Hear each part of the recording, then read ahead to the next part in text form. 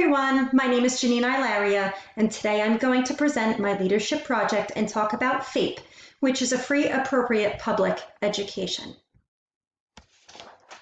Why did I choose this topic? I chose it because I did a case study on a case that took place in the school district where I work, and which involved Fape. In this case, the district contested paying for the student JC's education because they did not agree with his placement and the fees they would ultimately incur.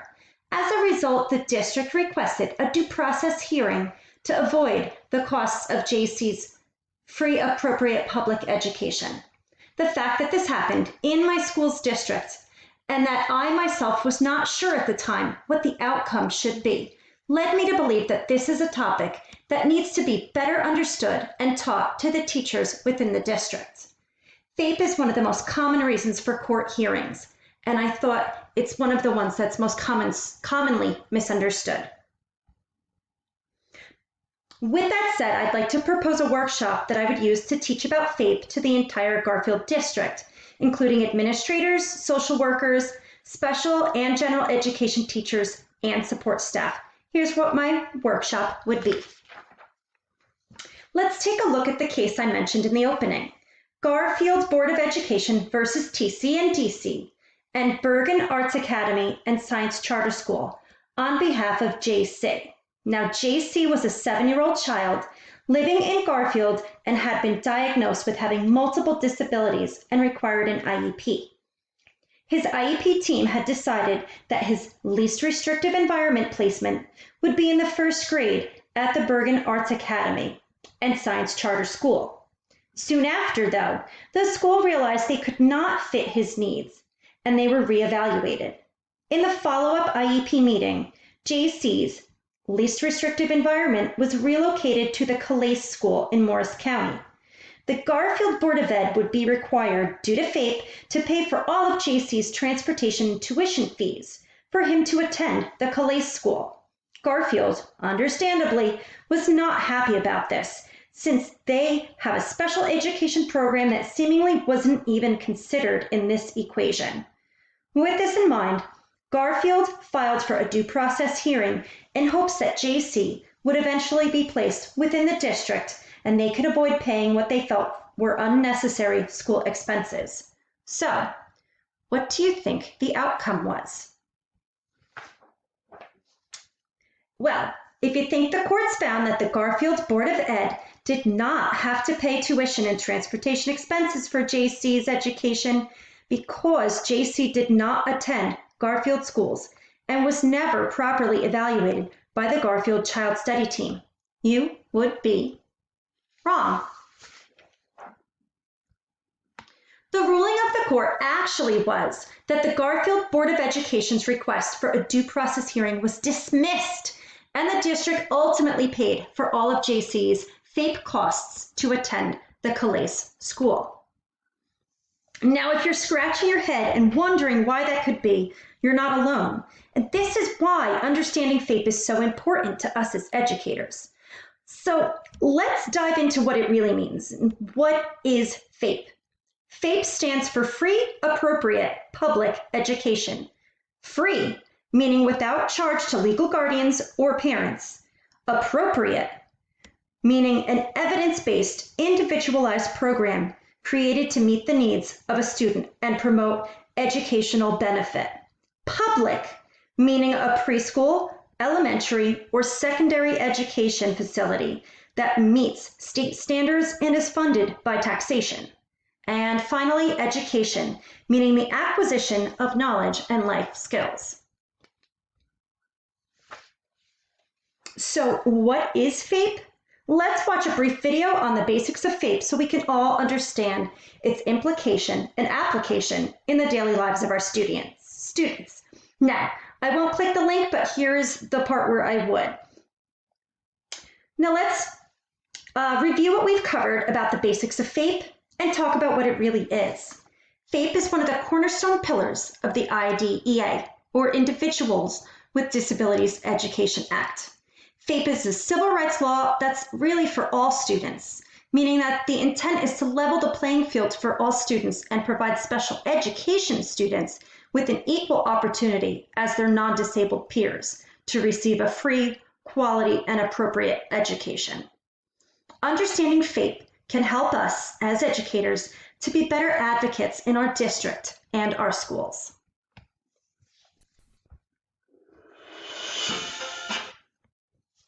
So, who can we advocate for?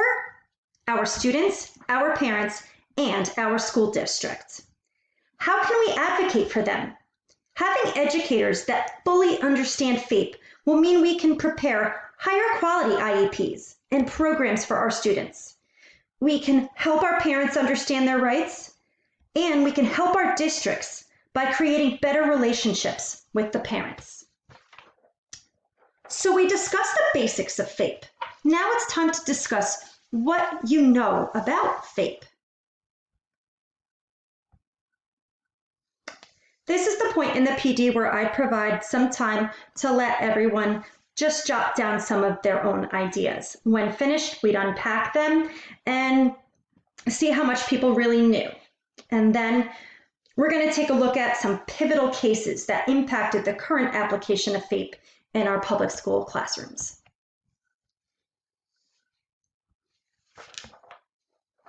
The first pivotal case that we will take a look at is the 1982 case of Board of Education of the Hendrick Hudson School District versus Rowley. Amy Rowley was a student with a hearing disability and was entering kindergarten in the Hendrick Hudson School District. Amy's least restrictive environment and IEP placement was in a general education classroom with a teletype machine, hearing aid, speech therapy, a tutor, and teachers who learned sign language. So we can see that she was provided with several special measures and services by the school district. Amy's principal originally even sided with her parents and provided her with a sign language interpreter. However, this service was removed due to the fact that Amy was actually doing really well in school and better than her average peers. Amy's parents, however, knew she was still not reaching her full potential, so they filed a complaint.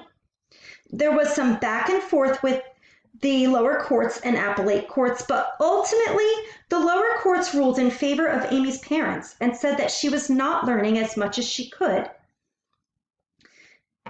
And it was this discrepancy that proved Amy was being denied Fape.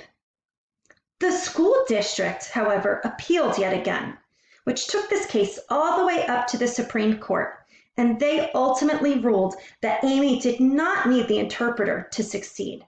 Therefore, she was not being denied Fape. So what is the takeaway from this case? What we learned here is that Fape does not require school districts to provide an optimal, superior, or Cadillac education. It's only required for an education to be equal for all students, disabled or non.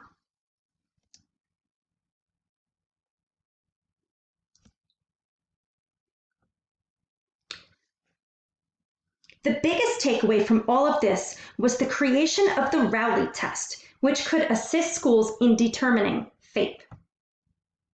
The first principle held schools adhere to procedural safeguards of the IDEA, and the second principle examined a student's IEP to determine if it was developed to provide a student with measurable educational benefits.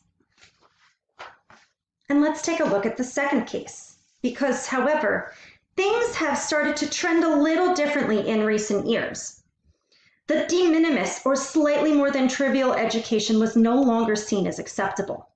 This became evident in this second pivotal case, which is the case of Andrew F. versus the Douglas County School District. This case involved a boy who was diagnosed at age 2 with autism, followed by a diagnosis of attention deficit hyperactivity disorder the following year. When Andrew entered the 4th grade in the public school district, his parents realized that his IEP goals were essentially being carried over from year to year with very little change, meaning that Andrew was not making any scholastic progress and therefore received no educational benefit. In addition, Andrew's behaviors worsened, and his parents believed that both his academic and functional progress had essentially stopped. Andrew's parents went back and forth between enrolling him in private school for students with autism and the public school system. They simply wanted to keep him in the public school, with the caveat that some of the successful procedures from the private school would be added to Andrew's IEP. But the public school did not oblige. Their IEP for his 5th grade year was once again thought to be subpar, which escalated this case to the courts. Andrew's parents re-enrolled him in the private school and sought tuition reimbursement for his private school education. The lower courts cited the second part of the Rowley test and ruled in the favor of the public school district on the grounds that even minor improvements on an IEP showed some educational benefits and thus met the de minimis requirements of Fape. However, the U.S. Supreme Court came to a different conclusion. Chief Justice John Roberts found that, and I quote, "A student offered an educational program providing merely more than de minimis progress from year to year can hardly be said to have been offered an education at all," end quote. This quote can be found in the case files of Andrew 2017, page 14. And this is important stuff. Many thought that this would overturn the findings of the Rowley case. However, what it actually did was clarify the Rowley case. By expanding the two-part Rowley-Andrew test to include this new elevated standard for making educational progress, which was that when they examined a student's IEP, it must now reasonably be calculated in light of a student's particular circumstance. This raised the bar for future efforts by IEP teams in creating the goals of a student's IEP.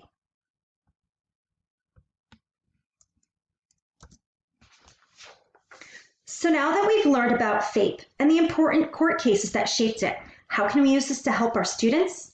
Let's take a look at how the Andrew case impacted today's world of special education to find out. Once again, I won't really play the video clip, but it summarizes the impact of the Andrew case on creating IEPs.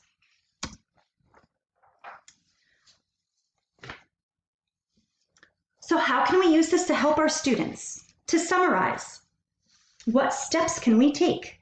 First, we can use these new higher standards to set IEP goals that are likely to produce measurable amounts of improvement and growth instead of the de minimis progress that was previously accepted. Now, this does mean that teachers must be more diligent and thoughtful in their manner of selecting IEP goals, but keep in mind, this is for the betterment of the student. Second, we can use sophisticated progress monitoring systems that are now available to drive more ambitious IEP goals for our students. Third, we can use this knowledge to form a better and more trusting relationship with the parents of our students.